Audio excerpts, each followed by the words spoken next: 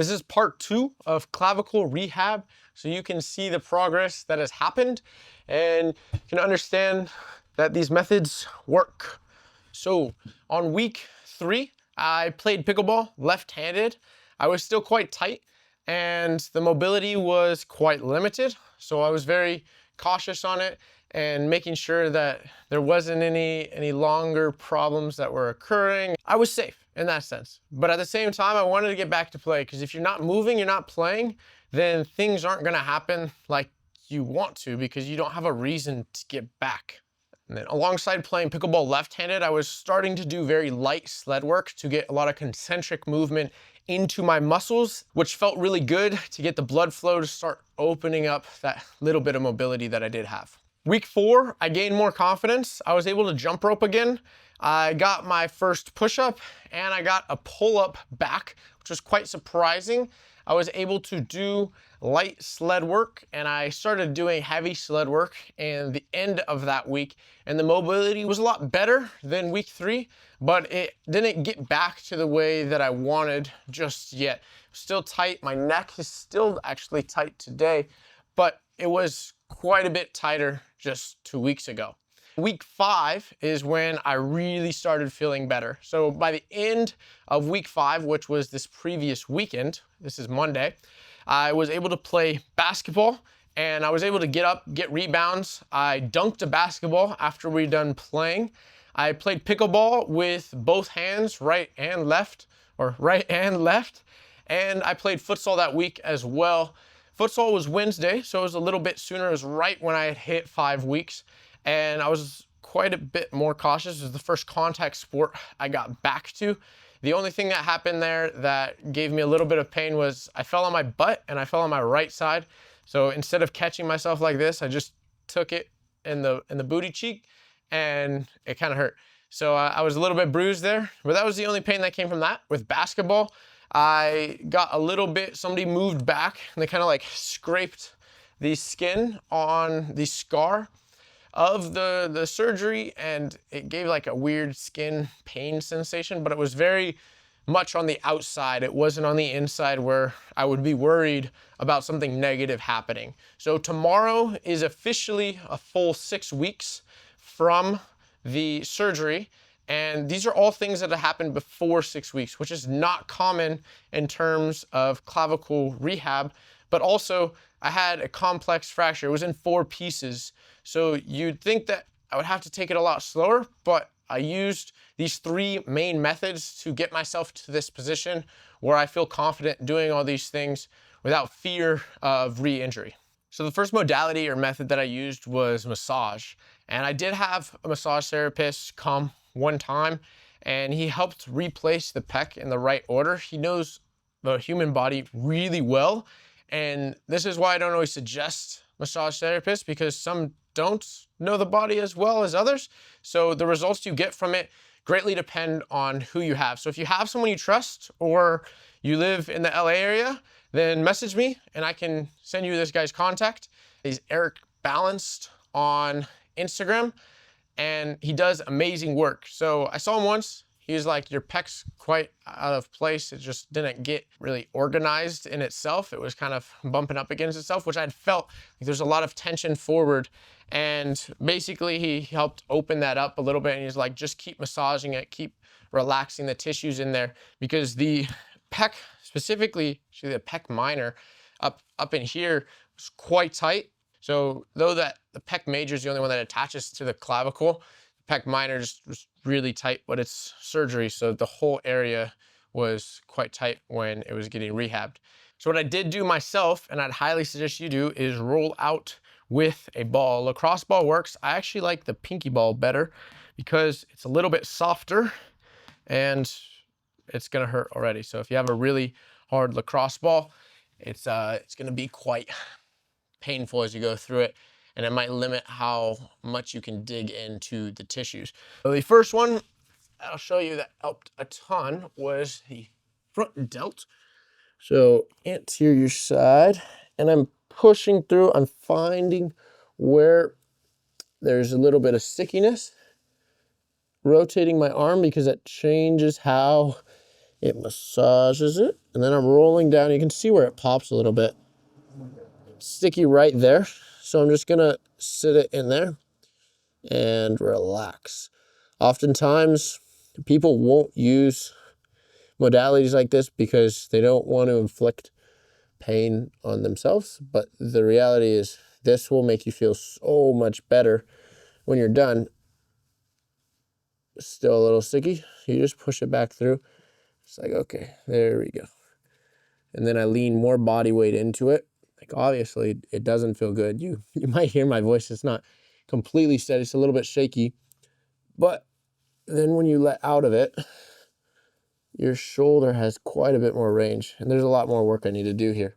So I've been doing this about every day, sometimes twice a day, into the spots that need the most work. And then I also get into the pec. The pec's been only this recent week because it was so sensitive with the bone right there that it didn't feel right. So I was just using my fingers to kind of massage it, give it some feeling back, stuff like that. The other one, super important for the clavicle, is opening up the scapula and doing mobility in here.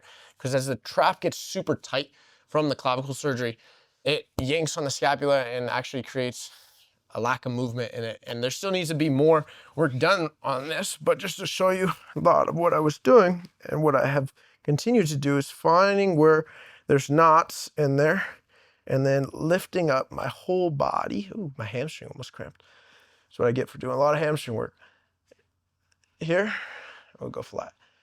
So lifting up my whole body and then moving my arm through the range. So my hips are off the ground here and my body weight is all into the muscle mass in the scapula, pushing that forward a little bit, get it back where I want it, and then it's gonna roll down as I move. Oh, opens up quite a bit. So that one is taking a ton of time to be able to get the full body weight back onto it. And then right here, basically where the lat attaches the humerus is also really, really sensitive into even the tricep. So I'm opening this up, sitting here, and then moving this forward. What I was doing as well is rolling around the backside, posterior delt, as I go through it. Yes, these aren't directly attaching to the clavicle, but when you're doing rehab work, you can't just think of the muscles that were attached to the injury, because for an extended period of time, I was like this, which means all these things got quite a bit stretched out and not comfortable. So the massaging helps quite a bit to let the muscles start to relax again after trauma has happened to them. And that way you can start using them. So before my workouts, my exercises that I'm going to talk about right after this, I did the massage ball, and then before I went to sleep, and sometimes even when I woke up, because it helped relax all of the muscles that were extremely tense. And if you've ever had a surgery or been dramatically injured, you know how much tension and tightness is around that injury once you get out of surgery. So what we want is to relax. So the next section is stretch and strength. There's a lot of different movements in here, so I won't cover all of them that I did because it moved around as I gained more ability and as I gained more strength. But some of the basic movements that I needed to work on quite a bit was opening up the shoulder that way, and then going straight over that way. So in the first video, I was talking about hanging and just hanging with the feet here. Now I can hang here, and I can even do a pull-up as I go through. I'm not gonna go all the way up, do that later. And what we're doing here is showing you how this range works. So I'm gonna demonstrate with my left arm so you can see, but basically laying on my side, going straight up, nice and slow. I had to do these with no weight, and they were shaking. It was almost humiliating. I was like, and then I made it. And that was in like third, fourth week. And I was just starting to get the movement back. I felt really good. And then I was like, oh, wow, I have some ranges that are super weak still, super, super duper weak. So what happened is I built those ranges out, so they're no longer weak. Pullovers were a key point to open up the arms as well. Now I have the range back this way, all the way to the bottom. So pairing these with some hangs helped a lot, but then also doing activation work at the same time.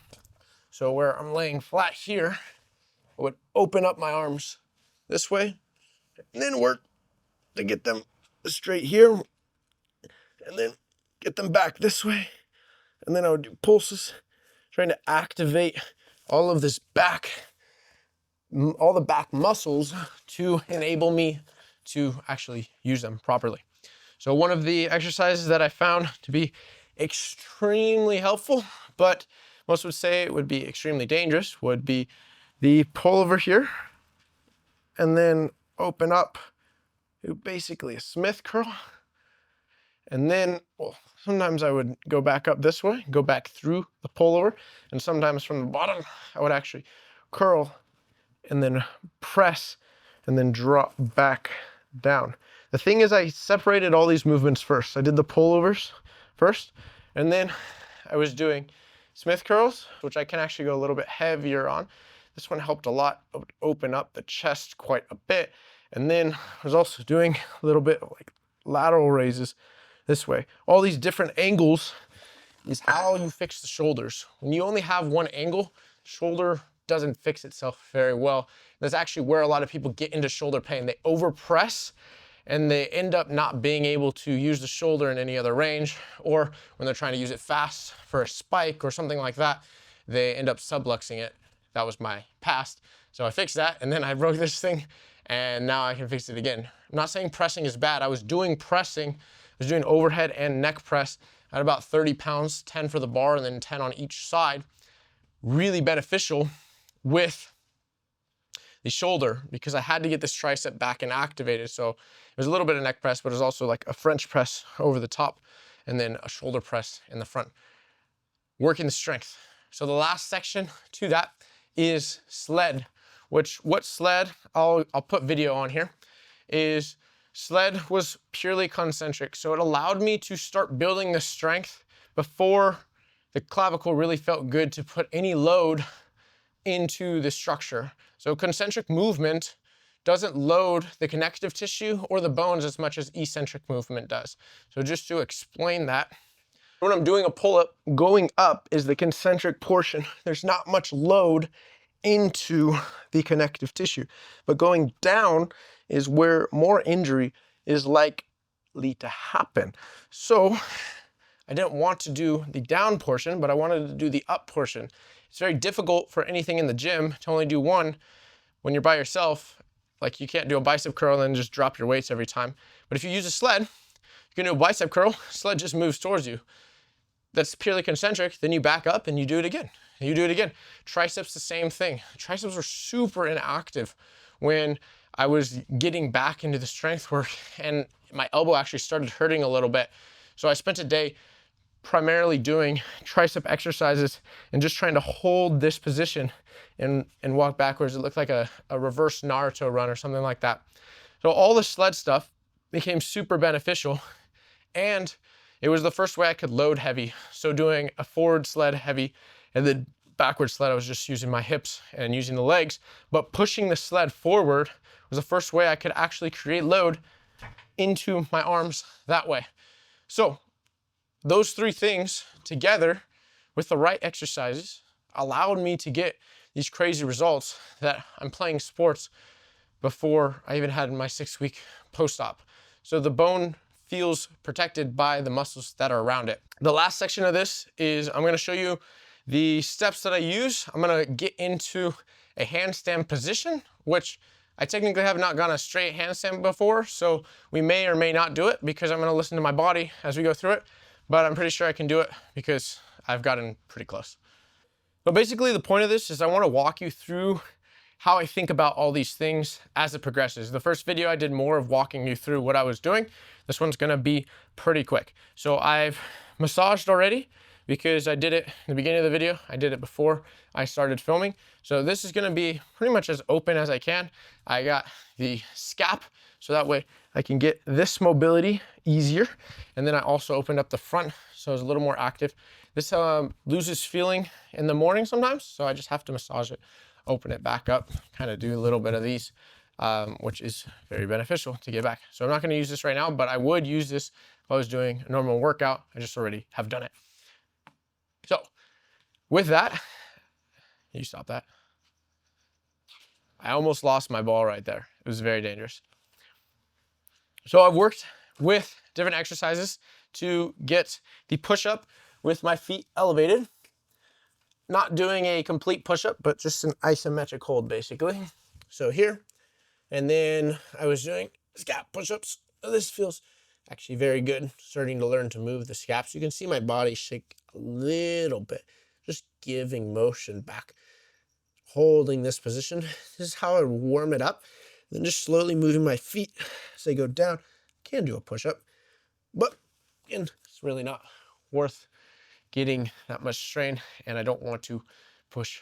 Well, the eccentric is first. I always more cautious doing an eccentric first, because if I can do it concentrically, it's more likely I can do it eccentrically. So made sure I can do a crow pose as well. So I want to make sure I can stabilize and hold my body weight. So I can hold this position. This is fairly comfortable, but my arms aren't in the extended position. That's a little bit more challenging for the clavicle. So my body has the strength for it, but let me go to the way that we're now going to build into the handstand if we get it today. So we're here, hands digging into the ground, and then the feet are going to be on the wall, and I'm just going to hold this position here.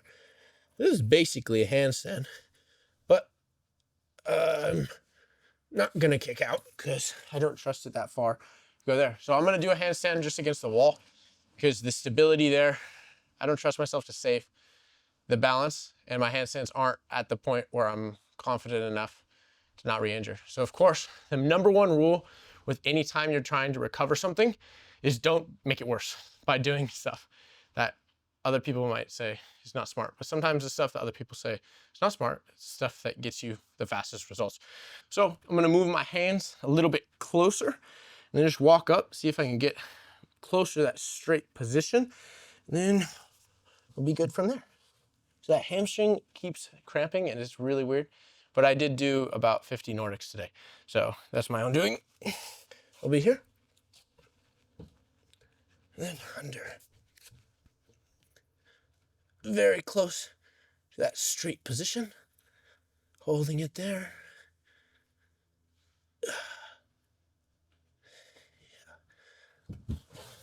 Yeah. So there it is. A handstand. Feet on the wall. It wouldn't be smart for me to work on the balance yet. The next video is going to be a handstand push-up. So I have my doctor's appointment where he's going to x-ray again in a week from today.